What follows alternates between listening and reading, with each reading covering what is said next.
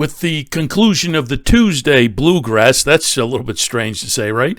The Bluegrass down at Keeneland being held on a Tuesday, but Tuesday's Bluegrass put the end to the major preps for the Kentucky Derby. The Lexington still coming up, 20 Derby points for the winner there.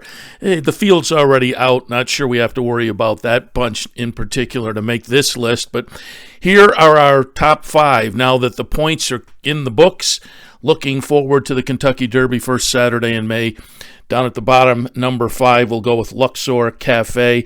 Luxor Cafe is interesting in that looking at the recent UAE Derby, the winner, Admire Daytona, third-place finisher Don in the Mood, both Japanese-based horses, and both were beaten in their prior start by Luxor Cafe.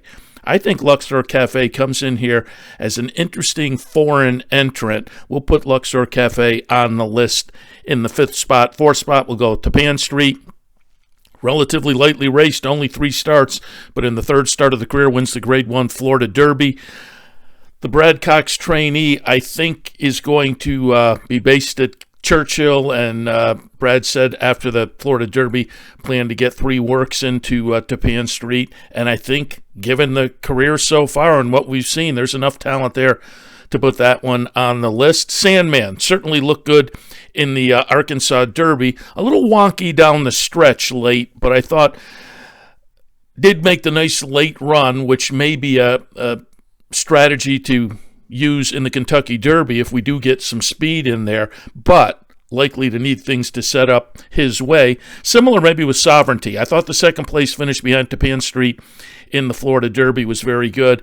On the Gulfstream Strip, maybe up against it a little bit with Tapan Street getting the jump. I think at Churchill, Kentucky Derby, 1.25 miles, Sovereignty is going to be very dangerous, and I think we have to put on top Journalism off the 2 triple-digit buyer wins, including the Santa Anita Derby most recently. Had to overcome a lot of trouble in there. Now, has been beating some short fields for the most part.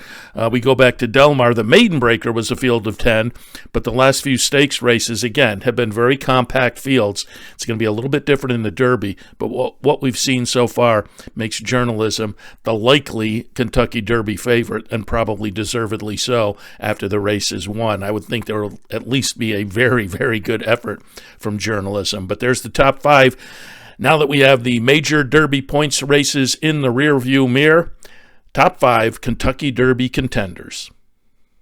Make sure to follow us on Twitter and Instagram, and if you're watching on YouTube, like, subscribe, and comment.